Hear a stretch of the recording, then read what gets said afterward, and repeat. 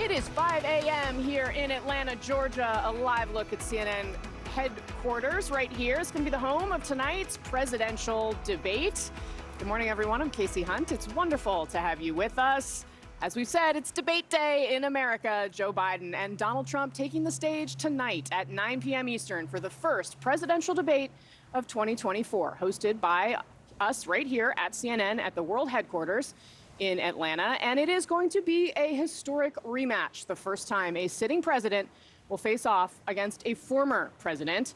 The last time each candidate participated in a debate was 4 years ago against each other.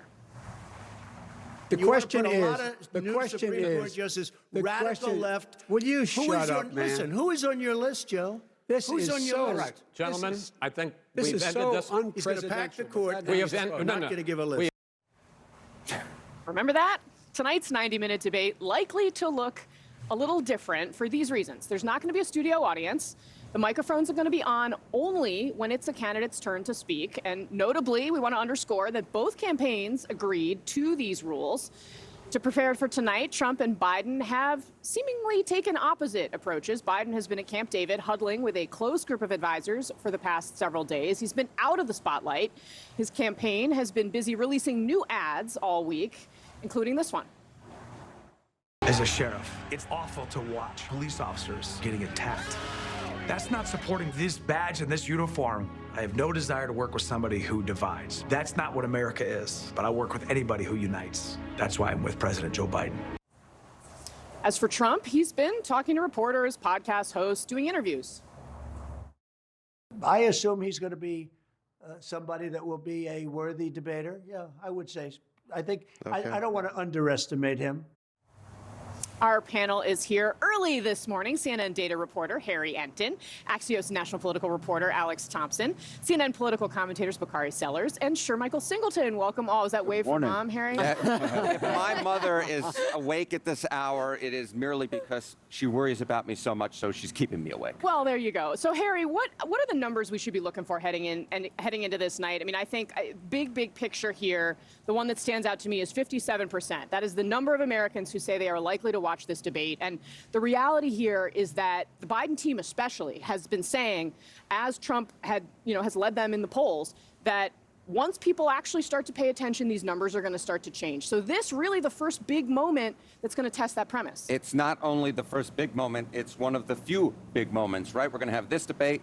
We'll have the DNC come August, and then you'll have the second debate, which I think is off in September, but that's eons away in presidential time frames, at least during campaigns. Joe Biden has been consistently in a worse position than he was 4 years ago at a given point, right? If you look at the national polls, you either see a dead heat or perhaps you'll see Donald Trump slightly ahead. You look at the swing states, you see the exact same situation going into. This is going to be one of those few times where perhaps Joe Biden can change the narrative that he's too old, that he's too out of touch at this particular point, and it's also a chance where he can go on the offensive against Donald Trump and maybe cause Trump to re-show his stripes of what American voters dislike about him. Yeah, Alex, you do a lot of digging inside the Biden campaign, especially. What are you hearing from them as we head into today? Because while obviously the stakes are incredibly high for both men, there does seem to be a particular focus on whether or not Biden can rise to meet the moment. Yeah, it's high risk, high reward, because he's behind, just as Harry was saying. If the election were held tomorrow, I think even people very close to the Biden campaign say he would probably lose. And so that's why you've seen him basically huddled away. You see him with all of his closest advisors, even including people that have already left the White House. They've come back. They've hunkered down in Camp David. You saw Ron Klain, his former chief of staff, come back and really run that intense debate prep. And what they're really trying to do is avoid that normal rule for incumbent presidents. They're not used to being challenged on a stage.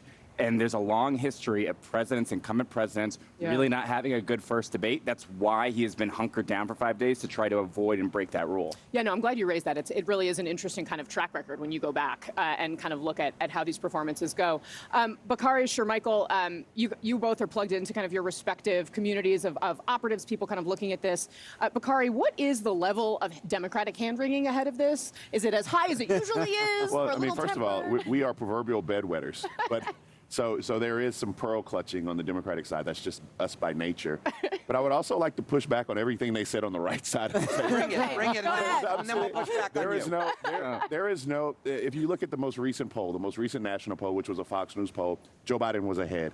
If you look at the most recent swing state polls, he's actually winning Wisconsin. He's winning Michigan. You saw what he was doing with voters under the age of 30. He's winning them by as much as he won them in 2020. And so, regardless of These how... are slightly new trends, I will say, right? But they are trends, They are, right? good, and, so, yes. and so that means Joe Biden is trending in the right direction. And Right, so, but tonight, that's my question to you. Is so- it going to keep that going? no. Or is it not? So yeah, but I just want to reframe it because there's not this warning sign that's like, oh my God, if the election was held today, first of all, elections aren't held in the middle of June.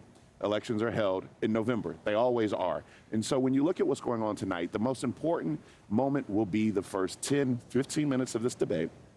Joe Biden comes out energetic. Joe Biden is able to actually get his point across. People will hear it. And the bar is, as I said earlier, the bar is in hell for Joe Biden, right? That is where Republicans have placed it. And they've been trying to move it. Yeah, I agree. Yeah, they might have brought it up to purgatory. But it for them, they have said Joe Biden is the most feeble creature on earth. So if he comes out and puts on a show for the first 10, 15 minutes, which I believe he's more than capable of doing, from 9 to 9:15 before the first commercial break is the most important time in probably Joe Biden's political history. Well, Joe Biden is hoping that you're right. I'm not confident or convinced in that. I'm really not. I think this election really will show, or this debate rather, will really showcase whether or not Joe Biden's message can penetrate through voters who are not enthusiastic about giving him another 4 years. You're talking about younger voters. You're talking about African-American voters. You're talking about many moderate Republicans where polling does suggest that they're shifting away from the sitting president. And that can be consequential this November. Well, to Bagari's point really quick, in terms of the expectations game,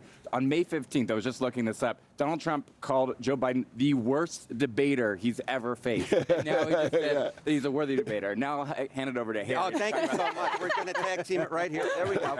Okay. Love it. You can be in the universe you want to be in. Yeah, I can show you that Fox News poll that had Joe Biden up by 2 points. I can show you Quinnipiac University poll that had Donald Trump up 4 yesterday. I could show you a New York Times poll that had Donald Trump up 3 yesterday among likely voters.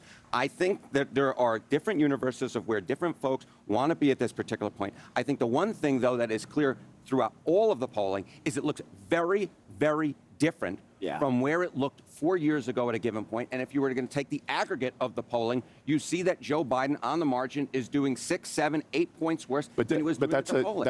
That is a false comparison. Why is it a false comparison? Because you have a president running for re-election. And so the standard is not where was he 4 years ago. The standard is where was Barack Obama against Mitt Romney. He was leading at this He was better than Joe Biden at this point, Bakari.